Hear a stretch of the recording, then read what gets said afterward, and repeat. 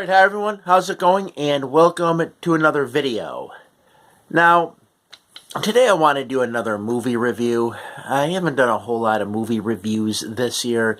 There's a movie I really want to do a review on. Now, there are some other reviews on this movie on YouTube, but thought I'd kind of give my own 2 cents in it. Now, the movie I'm going to be doing a review on is a B movie. And I've been a fan of B movies for some time now. Ever since I saw Mystery Science Theater 3000, just really loved it, Just really like how some of those movies, they're so bad, they're good, You'll have some movies that are just, awful, but sometimes a B movie could be so bad that it's good. And you saw some of those films on Mystery Science Theater 3000. Well, I'm going to do a movie review today on a movie called Rock and Roll Nightmare.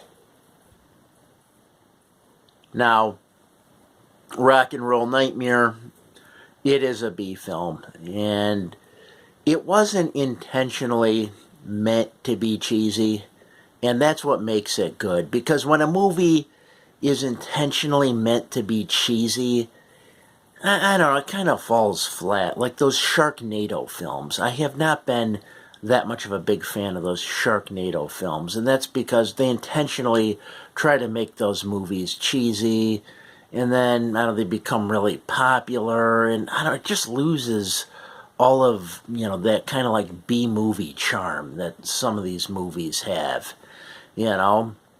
This movie definitely has some of that kind of B-movie charm, it really does. Now, this movie, Rock and Roll Nightmare, came out in 1987, and it stars an individual by the name of John Michael Thor.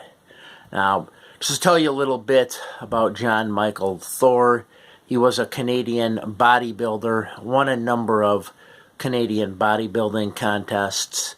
He then wanted to be a metal singer, so he formed a metal band. I think first it was more like a hard rock band, went through like different phases, and kind of changed as time went on. He did appear on the Merv Griffin show back in the 70s, where he blew up a hot water bottle, and I think he might have even bent some bars. He would continue to do that on stage as a singer in his metal band, Thor. But, yeah, he would blow up hot water bottles.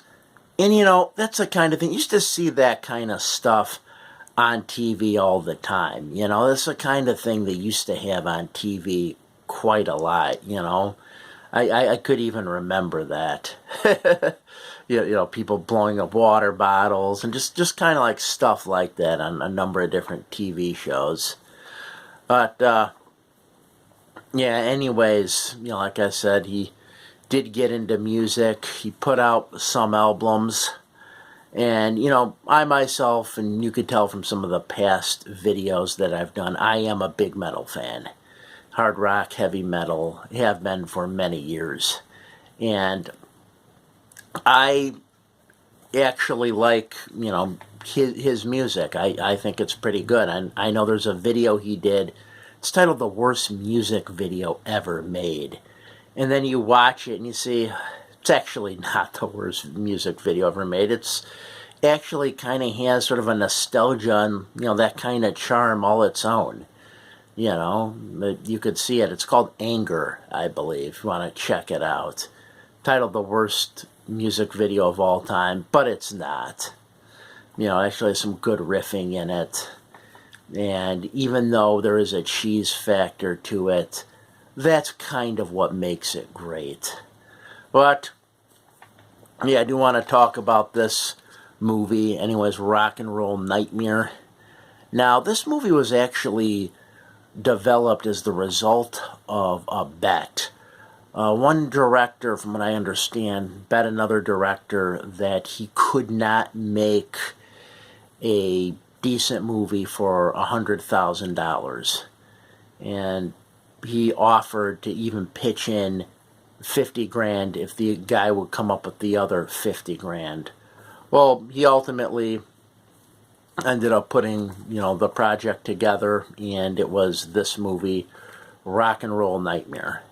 I don't believe Thor directed it, but Thor, from what I understand, did write the script, and he did do the rock music that's in this movie.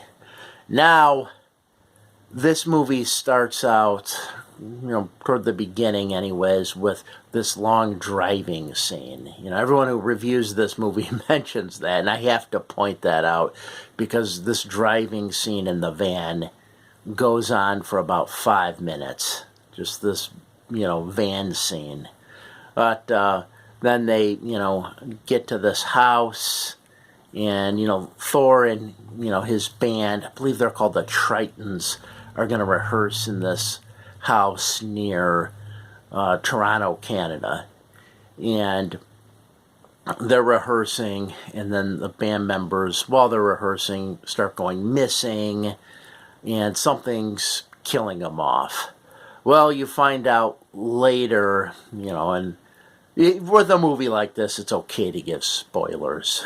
You find out later that Thor had actually created all the people in the house to trick Satan to meet him at this house to have kind of a one-on-one standoff.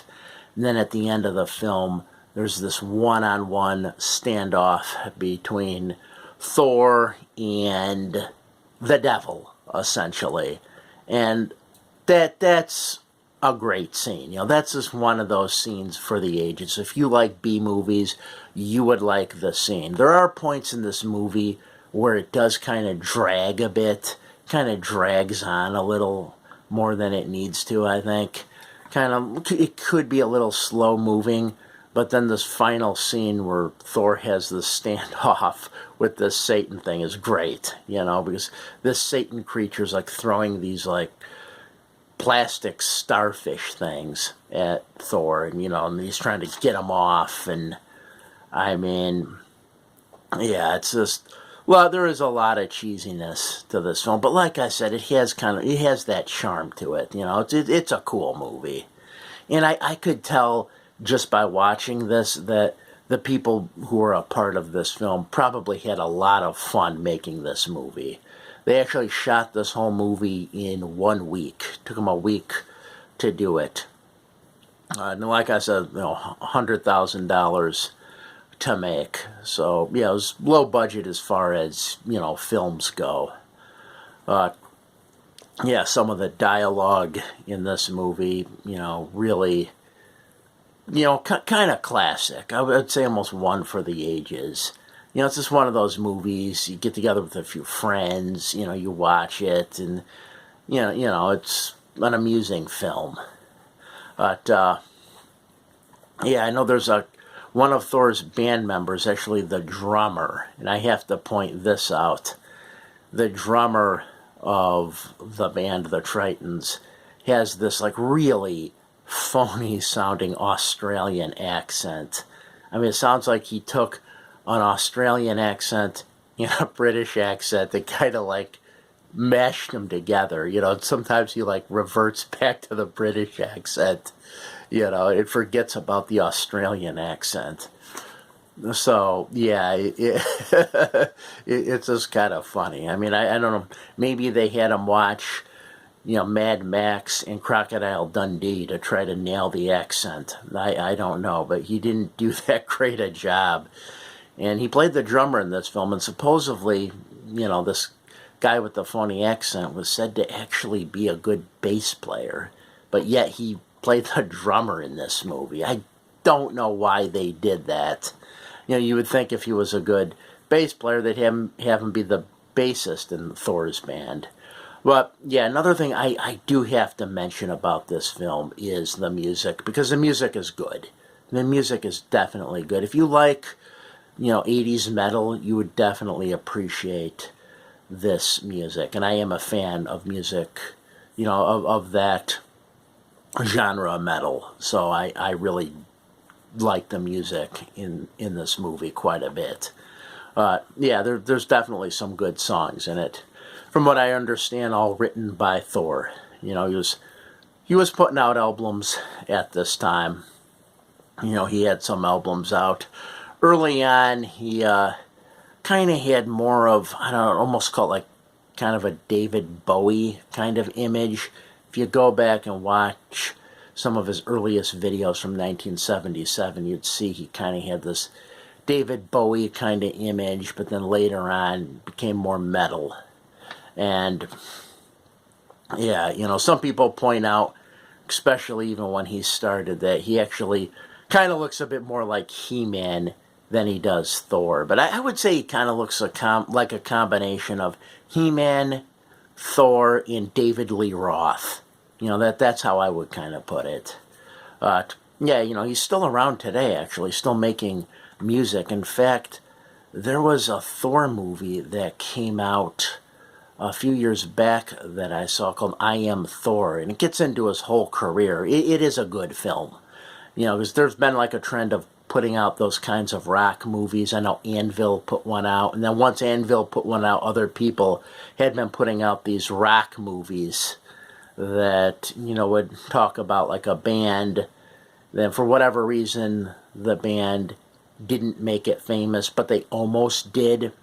Well, that's kind of what you have with Thor. You know, he talks about situations where he might have had an opportunity to make it big, but then things kind of fell apart. Because I guess at one point, Kiss's manager, Bill Aucoin, was interested in managing Thor, but for whatever reason, that kind of fell apart. Had to do with, you know, contractual reasons and whatnot. You know, the company Thor was signed to at that time, it had something to do with that. So as a result, Bill Aucoin never managed Thor, but from what I understand, he wanted to at one point. But yeah, anyways, it is a good documentary if you like those kinds of things. Gets into his whole career, and you know, I could definitely agree. I think he probably should have been more famous than he was. He's a pretty good singer and pretty good songwriter. But yeah, so you know, Rock and Roll Nightmare is the movie. You know, if you haven't seen it, you know, and you like these kinds of movies, I do recommend checking it out. Because, you know, although it is cheesy, it's not intentionally cheesy. You know, like I said early, you know, in the beginning of the video, you know, I tend not to really like those movies that are intentionally cheesy, like Sharknado and whatnot. But yeah, you know, that's all I've got. If you've watched this video, as always, I thank you for watching. Have a good night.